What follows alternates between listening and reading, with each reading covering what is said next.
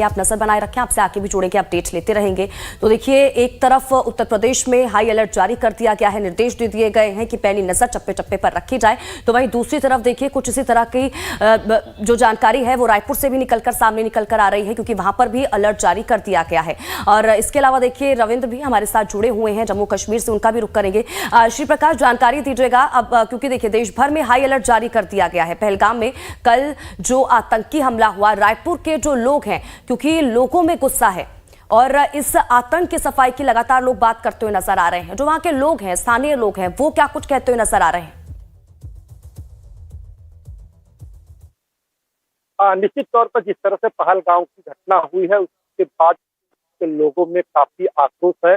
लोग जो है अब बदले की बात कर रहे हैं कि जल्द से जल्द जो है गृह मंत्री और प्रधानमंत्री इस पे पहल करे और आतंकियों को सबक सिखाएं। और ये अब समय आ गया है कि जिस तरह से आतंकियों ने इस घटना को अंजाम दिया, तो निश्चित तौर पर अब लोगों की मांग उठ रही है कि अब सबक सिखाया जाए। अब सबक सिखाने का समय। ठीक है श्री प्रकाश, मैं लौटती हूँ आपके पास। रविंद्र लगातार हमारे साथ बने हुए हैं जम्मू कश्मीर से, एक बार रविंद्र का भी रुख कर लेते हैं। रविंद्र, क्योंकि ये जो आतंकी हमला हुआ कल पहलगाम में, अब ये जो जानकारी सामने निकल कर आई कि पहले आतंकियों की तरफ से रेकी की गई थी तमाम इलाकों की, और OGW जब हम उनका जिक्र कर रहे हैं कि इनकी तरफ से जाहिर सी बात है आतंकियों को मदद मुहैया कराई गई होगी, लेकिन बड़ी बात यह है कि यहाँ पर टाइमिंग का भी पूरा ख्याल रखा गया आतंकियों की तरफ से।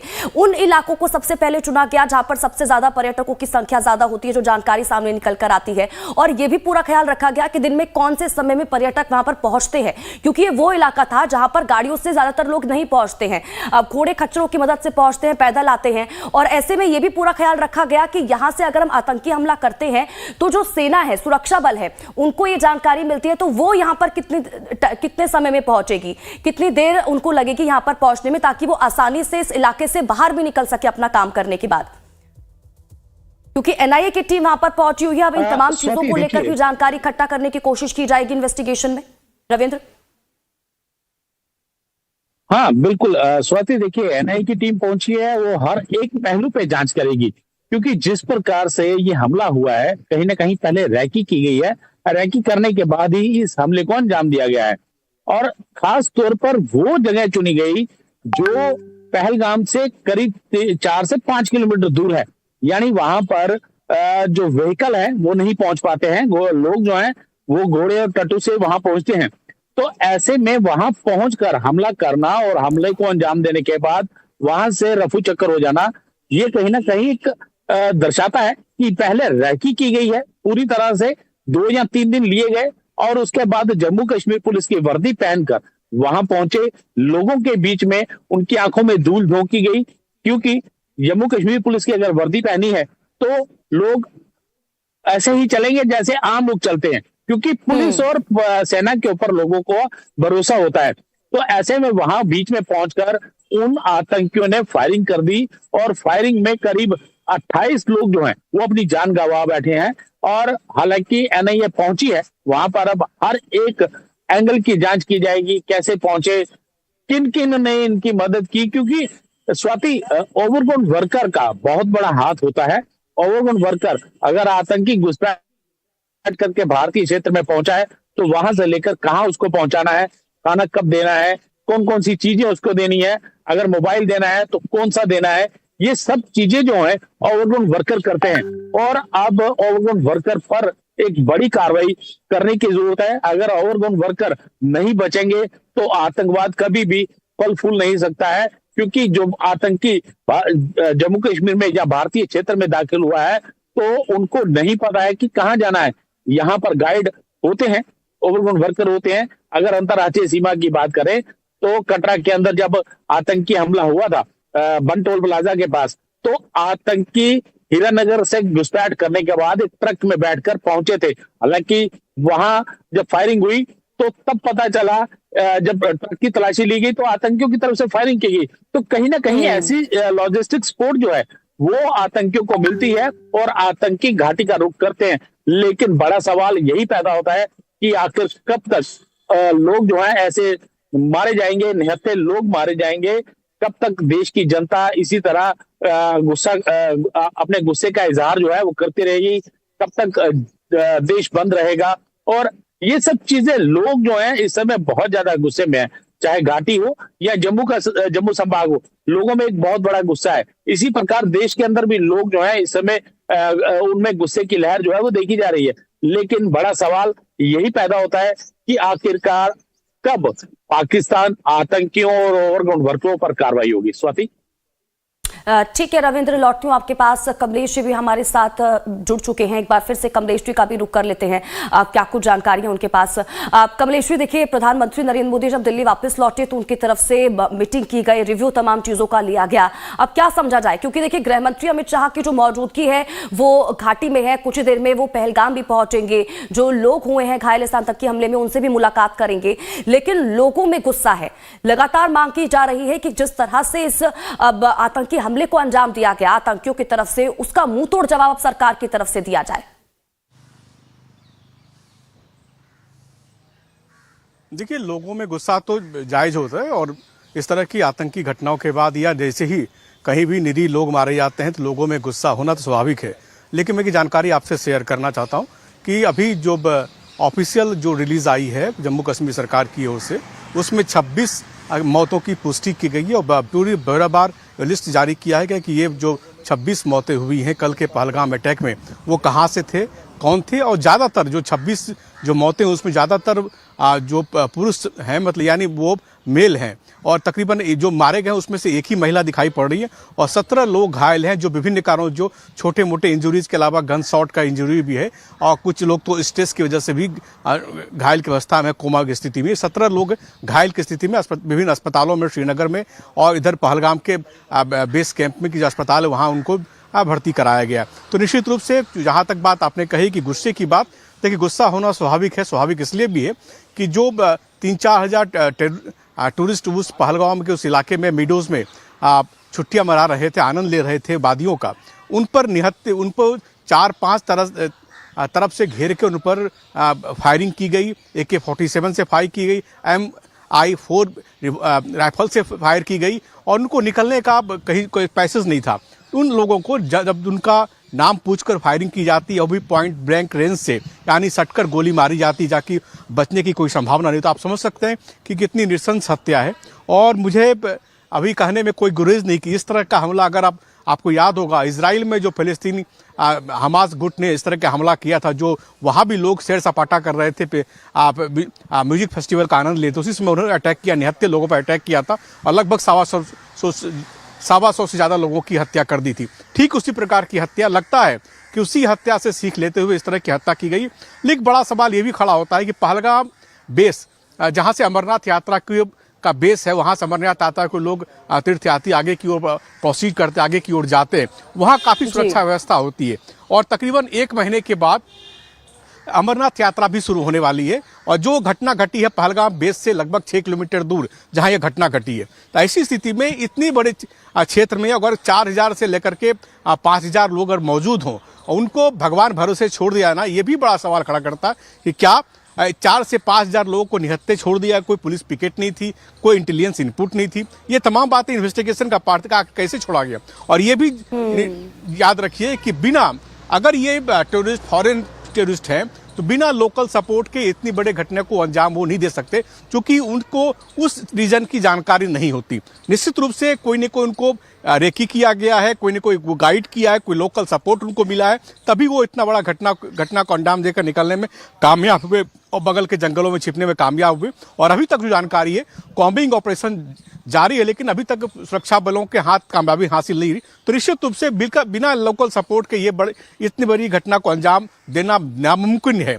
ऐसी स्थिति में अब ये सवाल सुरक्षा बलों पर होगा कि क्यों ये समझ लिया गया कि अब जम्मू कश्मीर में बिल्कुल शांति है, और टूरिस्ट का आउटफ्लो या इनफ्लो ज़्यादा होने के कारण ऐसा लगा कि शांति बिल्कुल बरकरार है। और ऐसे जगहों पे जहां हमेशा टूरिस्ट 2 से 3 हज़ार मौजूद होते हैं, और तकरीबन 2:30 बजे जब ये घटना घटी लगभग 4000 के आसपास वहाँ पे पब्लिक थी, टूरिस्ट थे, और देश के हर कोने से लोग पहुँचे हुए, तो उस जगह प्रॉपर सुरक्षा व्यवस्था क्यों नहीं थी, पिकेट की व्यवस्था क्यों नहीं की। जब वहाँ पहलगाम बेस से जहाँ घटना घटी है वहाँ जाने में अगर 6 किलोमीटर का लंबा रास्ता है, तो बीच में सिक्योरिटी फोर्सेस ने प्रॉपर वहां पर रिटेलिएशन नहीं क्यों नहीं किया? क्या ये 6 किलोमीटर का जो पैसेज वहां कोई सुरक्षा व्यवस्था नहीं थी? ये तमाम बातें इन्वेस्टिगेशन का पार्ट है। जो जानकारी मेरे पास है कि लगते हुए 2:30 बजे ये घटना घटी है और तकरीबन 1 से 1.5 घंटे के बाद सिक्योरिटी फोर्सेस वहां पहुंची है। तो ऐसे में निश्चित रूप से काफी 1 घंटा काफी होता है उसको निकल भागने के लिए। अब चूंकि पार्लियामेंट्री फोर्सेस और राष्ट्रीय राइफल्स, बीएसएफ, सीआरपीएफ के जवान पूरे एरिया को घेर कर कॉम्बिंग ऑपरेशन चला रहे हैं। उम्मीद की जानी चाहिए ये जो 4-5 टेररिस्ट थे वो जल्दी ही न्यूट्रलाइज हो जाएंगे। लेकिन बड़ा सवाल होगा जांच का विषय है और अब देखिए एनआईए की टीम भी वहां पर पहुंची हुई है, तमाम पहलुओं पर जांच पर भारत की। और ये अटैक कोई इंसिडेंट नहीं है, वेल प्लान्ड अटैक है। और ये टेररिस्टों की वर्दी में पाकिस्तान के एसएसजी कमांडोज हैं। मैं पहले भी बोला है इस पे। ये पाकिस्तान आर्मी का बेसिकली आसिफ मुनीर ने, उनके आर्मी चीफ ने 2 दिन पहले ही बोला। और आप इस तरह का अटैक देखते हैं तो इसका पाकिस्तान के से अंदर आए हुए टेररिस्टों का इस तरह का एग्जीक्यूट करना, पहले उनका धर्म पूछना, उस तरह उन पर कलमा पढ़ने के लिए बोलना और उसके बाद उन पर हमला करना, ये एक जो आसिफ मुनीर जिहाद की लैंग्वेज इस्तेमाल कर रहे हैं, ये उस तरह का अटैक है। इसको उसी तरह का रिस्पांस होना चाहिए जो इजराइल ने हमास के अटैक के बाद दिया। मैं समझता हूँ इसका रिस्पांस अप्रोप्रिएट होना चाहिए ताकि आसिफ मुनीर जो है अपनी पेंट में शिट करे। सर वही पाकिस्तान ने भी मतलब ऐसी इंफॉर्मेशन है, ऐसी मीडिया रिपोर्ट्स हैं कि F-16 अपने जो विमान है उनको एक्टिव कर दिया है। कर दें दीजिए, अब मोमेंट है उनको 4 हिस्सों में डिवाइड कर देना। मैं आपके माध्यम से अपील करूंगा बलूचिस्तान के लोगों को, केपी के लोगों को, सिंध के लोगों को और पीओके के कि अपनी आर्मी की जो दहशतगर्दी है उसके खिलाफ ये मोमेंट है। आप आवाज़ उठाएं और अपने आप को आज़ाद करें। भारत आपके साथ। क्या एक और सर्जिकल स्ट्राइक अब पाकिस्तान डिजर्व? वो उसका संज्ञान भारत की प्रधानमंत्री, भारत के होम मिनिस्टर, डिफेंस मिनिस्टर, सभी उच्च अधिकारी उसका फैसला करेंगे क्या होना है। लेकिन इसका रिस्पांस जिस तरह इजराइल ने 7 अक्टूबर के हमास अटैक के बाद दिया, ये कोई इंसिडेंट नहीं है। उस तरह का रिस्पांस होना चाहिए। हमास के लीडर पीओके में जाते हैं और वो वहाँ जाके एलईटी के और इन लोगों से मिलते हैं।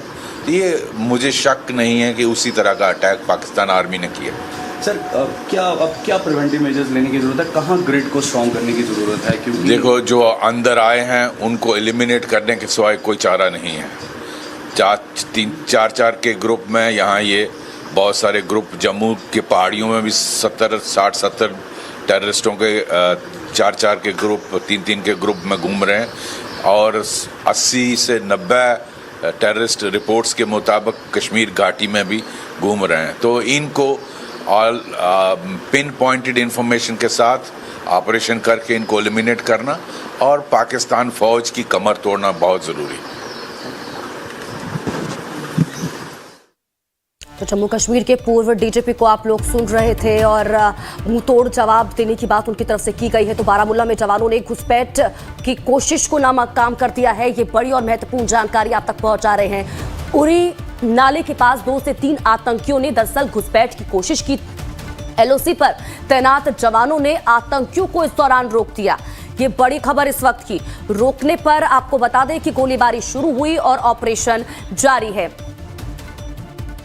तो बारामूला में जवानों ने घुसपैठ को नाकाम कर दिया है। हमारे दोनों ही संवाददाता कमलेश जी और इसी के साथ ही रविंद्र भी हमारे साथ जुड़े हैं। रविंद्र, सबसे पहले तो आप जानकारी दीजिएगा बारामूला में कि यहाँ पर एक बड़ी कोशिश को नाकाम, आतंकियों की कोशिश को नाकाम हमारे सुरक्षा बलों ने कर दिया है। 2 से 3 आतंकी घुसपैठ की कोशिश कर रहे थे लेकिन उसको विफल कर दिया गया। क्या जानकारी इसको लेकर, सबसे पहले तो जानकारी दीजिएगा। देखिए स्वाति, ये बारामूला का उड़ी इलाका है जहां पर आतंकियों ने घुसपैठ करने की कोशिश की है। 2 से 3 आतंकियों का दल जो है वो बताया जा रहा है, लेकिन जैसे ही भारतीय क्षेत्र में इन्होंने घुसने का प्रयास किया तो पहले से ही मौजूद सेना के जवानों ने उनको ललकारा और उसके बाद से फायरिंग जो है वो शुरू हो चुकी है और अभी भी लगातार वहां पर भारी गोलाबारी जो है वो चल रही है, क्योंकि घाटी के अंदर जो आतंकी मौजूद हैं उनको दिशा निर्देश मिल रहे हैं और वही घाटी के अंदर लगातार आतंकियों की कमी है। लोकल आतंकी जो है बहुत कम है, नाम मात्र को लोकल आतंकी रह गए हैं, लेकिन जिस प्रकार से आतंकियों की कमी यहाँ पर देखी जा रही है उसको लेकर पाकिस्तान काफी ज्यादा चिंतित है और यही वजह है कि यहाँ पर वो आतंकियों की खेप भेज रहा है ताकि पुलवामा जैसे और हमले करवाए जा सके। लेकिन जिस प्रकार से LOC के ऊपर हमारे जवान इस समय आतंकियों से लोहा ले रहे हैं, आतंकियों से लगातार गोलीबारी हो रही है, तो ऐसे में उन आतंकियों को जल्द ढेर कर दिया जाएगा। ये कोई पहला मौका नहीं है। अगर आप 23 मार्च की बात करें तो हीरानगर के सान्याल में भी आतंकी घुसपैठ करके भारतीय क्षेत्र में दाखिल हुए थे। हालांकि उसके बाद बड़े स्तर पर जो है वो सर्च ऑपरेशन चलाए गए और फिर आतंकी दो जो थे वो मारे भी गए, उनके पास से भारी मात्रा में हथियार भी मिले। लेकिन अब लगातार कोशिश पाकिस्तान यही कर रहा है कि किसी भी तरीके से LOC से जो है आतंकियों की घुसपैठ जो है वो करवाई जाए। लेकिन इस समय बारामूला के उड़ी इलाके से आतंकियों ने घुसपैठ करने की कोशिश की है, जिसको भारतीय सेना ने और फिलहाल। इस बात का जिक्र हम अभी पूर्व DGP जम्मू कश्मीर के पूर्व DGP हैं उनको भी सुन रहे थे, वो भी कहते हुए नजर आए कि जम्मू कश्मीर में ऐसे क्योंकि 150 से 200 ऐसे आतंकी और हो सकता है उससे ज्यादा भी हों जो अलग अलग जगहों पर छुपे हुए हैं 3 से 4 के समूह में। चाहे हम पहाड़ी इलाकों की बात करें, पहाड़ियों की चोटियों की बात करें, यहाँ पर वो लोग अपना ठिकाना बनाए हुए हैं, घाटियों में अलग अलग जगह पर, चाहे जंगलों की बात करें। और ये वो समय आ चुका है कि अब उनको मुंह तोड़ जवाब दिया जाए। बिल्कुल स्वाति, देखिए जैसे ही हीरानगर के सान्याल में आतंकी देखे गए थे, 5 का ग्रुप उन दंपति ने बताया था जिन्होंने उन आतंकियों को देखा था, और उसके बाद से लगातार सर्च ऑपरेशन जो है वो चलाए जा रहे हैं। कठुआ का बिलावर का इलाका हो या फिर सुफैन के इलाके हो या फिर कहा जाए डोडा भद्रवा के इलाके हो, पुंछ के जो पहाड़ी इलाके हैं वहां पर लगातार आतंकियों की मूवमेंट देखी जा रही है। यानी कहा जाए आतंकियों की संख्या में इजाफा हुआ है। आतंकी हाल फिलहाल में घुसपैठ करके भारतीय क्षेत्र में दाखिल हुए हैं, क्योंकि अंतरराष्ट्रीय सीमा के ऊपर कई ऐसी जगह हैं जहां से आतंकी घुसपैठ करते हैं और उन घुसपैठ करके आतंकी जो भारतीय क्षेत्र में दाखिल होते हैं फिर उनको वर्कर जो है वो अपने साथ गाइड के तौर पर उनको लेकर घाटी के अंदर पहुंचाते हैं या फिर पहाड़ी इलाके जो कठुआ के इलाके हैं वहां पर पहुंचते हैं और वहां से फिर अपनी प्लानिंग को अंजाम देते हैं। लेकिन जिस प्रकार से बीते कल भी जो परमंडल का इलाका है यहाँ पर भी 2 से 3 आतंकी जो थे वो देखे गए थे, क्योंकि परमंडल का इलाके भी जो है वो भी एक पहाड़ी इलाका है। पहाड़ी इलाका होने के चलते यहाँ पर आसपास में लोकल रिहाइश जो है काफी ज्यादा है और यही वजह है कि आतंकी उन इलाकों में पहुंच रहे हैं जहां पर रिहाइश ज्यादा है और आसपास पहाड़ी इलाके हैं, ताकि अपनी वारदात को अंजाम दे और वहां से फिर और आसानी से वहां पर जाकर छुप सके। जो हमने देखा भी है हाल फिलहाल के दिनों में किस तरह से इस तरह की घटनाओं को अंजाम देने के बाद, आतंकी हमलों के बाद वो लोग जंगलों में छुपने चले जाते हैं और बड़ी यहाँ पर परेशानी भी होती है। सेना लगातार ऑपरेशन वहां पर चला रही है। कमलेश जी आपके पास आऊंगी, क्योंकि हम पूर्व DGP को सुन रहे थे जम्मू कश्मीर के, उन्होंने कहा कि ये वक्त आ चुका है कि अब जिस तरह से हमास की तरफ से इजराइल पर हमला किया गया और मुंहतोड़ जवाब इजराइल ने भी दिया हमास को, ऐसा ही कुछ कदम अब भारत की तरफ से उठाया जाना चाहिए।